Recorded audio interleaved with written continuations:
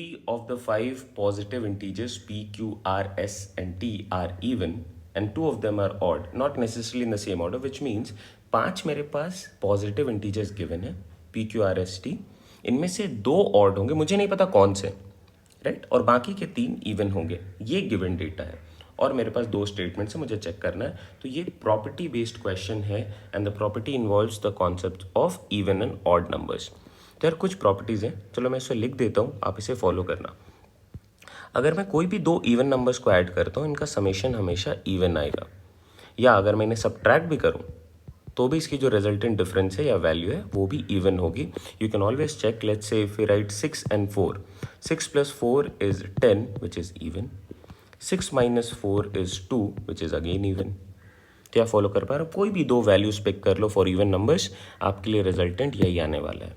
Next, अगर मैं 2 odd numbers के साथ डील कर रहा हूँ, odd plus odd, this is also even, या odd minus odd, that is again even. You can check 7 + 5, 7 और 5 odd numbers हैं, 7 + 5 is 12 which is an even value, 7 - 5 is 2 which is an even value. You can check for any other value, let's say 11 + 7 it is 18 which is an even value, 11 - 7 it is 4 which is an even value again।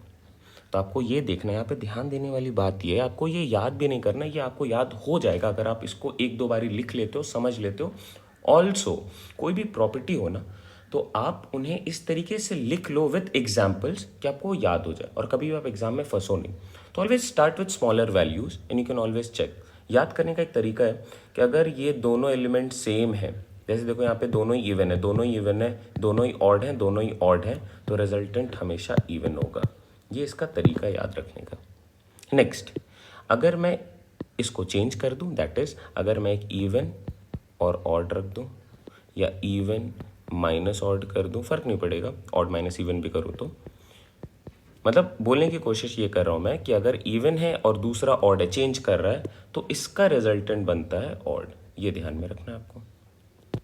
जैसे for example if we write let's say 12 is an even number, odd number के लिए मैं मान लो 9 ले लेता हूँ, तो 12 + 9 is 21 which is odd, 12 - 9 is 3 which is again odd, या 5 इवन है ना, तो 6 और 5, 6 × 5 = 11 which is odd, 6 - 5 1 which is odd। Clear? Now, having kept this in mind and having understood this part, we can come to our question. Also मान लो कोई भी number यहाँ पे, वेदर इट इज इवन और इट इज ऑड, अगर मैं इसे 2 से मल्टीप्लाई करूँ, so this naturally becomes a multiple of 2। Any multiple of 2 is an even number. So whether you say 2 × 2 or 2 × 4 or 2 × 6 or 2 × 8, or if you write 2 × 1 × 3 × 5, this will always be a even value। तो मैं इस property से यहाँ पे आ जाता हूँ और इसे चेक करने की कोशिश करता हूँ। क्या बोल रहा है? 2p + q + 2r - 2s + t is definitely odd. ये जो कीवर्ड है ना डेफिनेटली, ये बहुत बड़ा फैक्टर होता है आपके क्वेश्चन में। बहुत बार यहाँ पे कैन लिखा हुआ हो सकता है।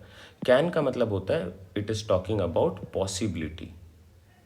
तो अगर एक भी जगह पे वो ट्रू हो रहा है तो बस आपको उसी केस पे जाना है। डेफिनेटली का मतलब क्या है कि आप 100% केसेस में इसे ऑड बोलोगे। तो आपको बस ये देखना है क्या ऐसा कोई भी केस बन सकता है जहाँ पे ये ऑड ना बन के इवन बन जाए।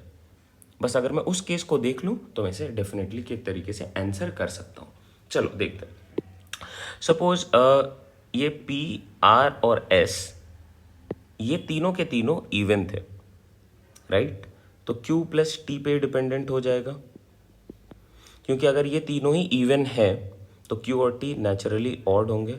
ऑड प्लस ऑड क्या बनेगा? ऑड प्लस ऑड, ये भी इवन बन जाएगा और ये पहले से इवन है, तो even plus even is even, तो इज डेफिनेटली ऑड। ये गलत स्टेटमेंट हो गया। आई होप आप इसको फॉलो कर पा रहे हो, बेसिक रखा है मैंने। चलो अब आ जाओ ऊपर वाले केस में। क्या मैं इसे इस तरीके से लिख लूँ? P plus Q plus R minus S plus T, right. अब ये S और T की जो वैल्यू है, ये दो तीन तरीके से मैं क्लासीफाई कर सकता हूँ, दो तीन केसेस बना सकता हूँ। पहला कि दोनों के दोनों S और T क्या बन जाएंगे, इवन वैल्यूज, या दोनों के दोनों ऑड बन सकते हैं, या क्या बनेगा, एक इवन एक ऑड।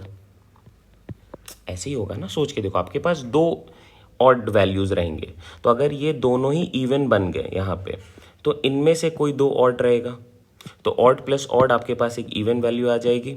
इवन प्लस इवन यहाँ पे जो है वो भी इवन बन गया, और इवन प्लस इवन यहाँ पे भी इवन है, तो अल्टीमेटली ये इवन बन गया। तो पहले केस से तो आपका आंसर इवन बन चुका है। आई होप आप फॉलो भी कर पा रहे हो। नेक्स्ट, अगर ये दोनों ऑड है, इसका मतलब क्या है, ये तीनों के तीनों इवन है, तो even plus even is again even, and odd plus odd is also even, so even plus even becomes even. Last case जहाँ पे क्या बोला जा रहा है कि ये दोनों इवन और ऑड है, तो इवन और ऑड की वजह से ये वाली वैल्यू ऑड बन जाएगी, और एक ऑड नंबर अगर यहाँ पे, तो कोई एक ऑड नंबर यहाँ पे और होगा। अब ऑड प्लस ऑड या ऑड माइनस ऑड कुछ भी बोल दो, इन दोनों का रिजल्टेंट तो इवन होना है, और यहाँ पे जो बाकी के दो बचेंगे वो इवन है, तो even plus even is again even.